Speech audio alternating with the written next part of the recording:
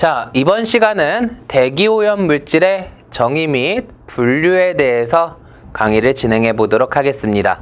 자, 우리 일반적으로 가장 중요시 알아야 될 내용들은 어떠한 단어가 어떠한 의미를 갖는지를 꼭 기억을 하셔야 됩니다. 특히 공무원 문제에서는 이러한 부분에서 함정을 잘 팔 수가 있게 돼요. 그러다 보니까 여러분들이 꼭 이러한 사전적인 정의, 어떻게 보면 법적 정의라고 볼 수가 있게 되겠죠. 이런 법적 정의를 반드시 기억을 하고 계셔야 되는데요. 그 중에서 첫 번째, 대기와 관련된 법적 단어 정의 좀 기억을 해보도록 하겠습니다. 자, 우선 첫 번째로서 일반적으로 우리가 정의라고 쓰긴 했지만 이 모든 내용들은 대기환경보전법에서 우리가 이루게 되는 모든 기준 정의라고 보시면 돼요. 그리고 기준 정의에서는 각각의 항목들은 누구의 령으로서 기준으로 한다. 이러한 내용들이 존재를 하고 있는데요. 보통 정의 내에서 다루고자 하는 모든 물질의 종류의 기준은 우리의 가장 대표 환경부령으로 하고 있다는 점 미리 기억을 해두시면 어렵지 않을 것 같습니다. 이 말은 무슨 말이냐? 예를 들어서 여기도 환경부령, 여기 대기감시 물질도 환경부령, 대기오염 물질의 종류도 환경부령, 기후생태계 변화 유발 물질도 환경부령으로 정하고, 그 다음에 온실가스도 마찬가지 쭉 나와 있죠. 모든 물질의 종류는 환경부령으로 지정을 하고 있다는 점 기억을 하고 계시면 되겠습니다. 그럼 이제 세부적으로 들어가 보도록 할게요. 자, 첫 번째를 보시게 된다면 대기오염 물질이란 대기 중에 존재하는 물질 중 심사평가 결과 대기오염의 원인으로 인정된 가스, 입자상 물질로서 환경부령으로 정한 것을 이야기를 한다. 이때 대기오염 물질은 50가지가 넘습니다. 엄청나게 많아요. 그 모든 물질을 여러분들이 외울 수는 없습니다. 단순하게 이야기를 한다면 대기오염 물질이란 대기를 오염시키는 물질. 대기를 오염시키는 물질은 반드시 눈에 보이지 않는 것도 있지만 우리 봄철만 되면 중국에서 넘어오는 황사도 대기를 뿌옇게 만들죠. 이처럼 눈에 보이는 물질, 입자상 물질, 눈에 보이지 않는 물질, 가스상 물질 모두 다 원인 물질일 수 있다는 겁니다. 그리고 이 종류들을 환경부령으로 지정했다. 요 환경부령 기억을 해두시면 되겠네요. 그 다음에 두 번째, 유해성 대기감시 물질이란 과연 무엇일까요? 자, 한번 읽어보겠습니다.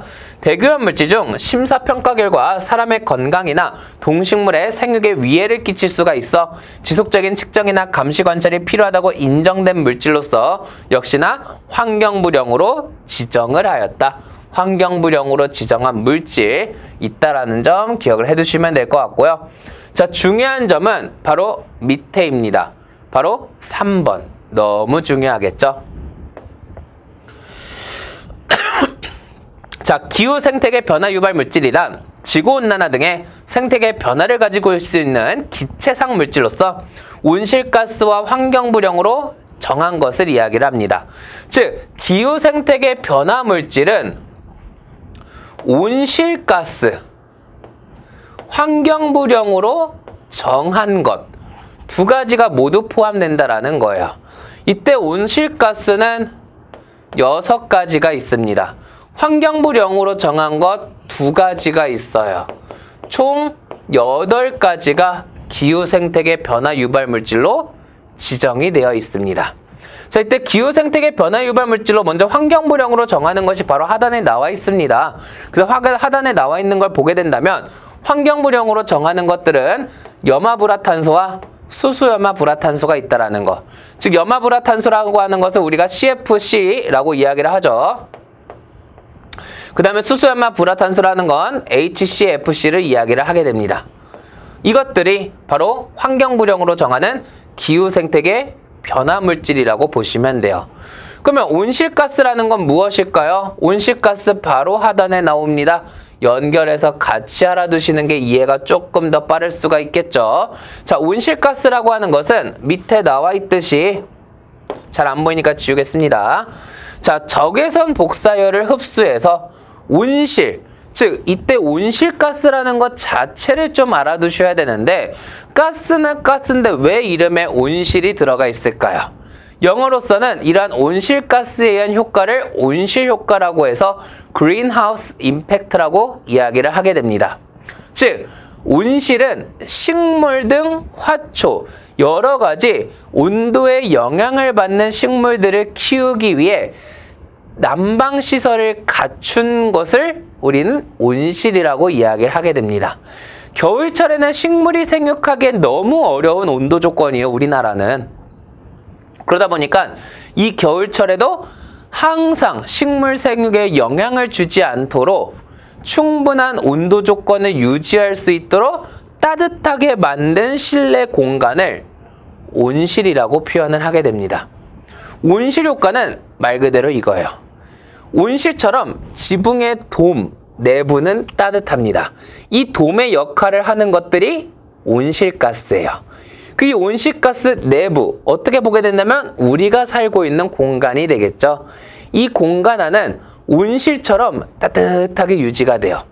좋은 거 아니에요? 얘기할 수 있지만 갑작스럽게 자연적인 변화를 인간에 의해서 다른 요인으로 변화가 이루어지면 그게 아무리 따뜻한다 한들 좋지 않습니다.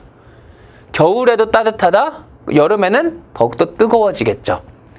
지금처럼 갑작스러운 뜨거운 기온 그리고 갑작스러운 날씨의 변화 최근 올해 같은 경우에는 우리가 장마가 미친 듯이 왔잖아요. 이처럼 갑작스러운 기상이변이나 여러 가지의 생육에 문제를 주는 것들이 어찌 보면 이러한 인간의 활동에 의한 온도 변화, 이 온실 효과 때문일 수 있게 됩니다.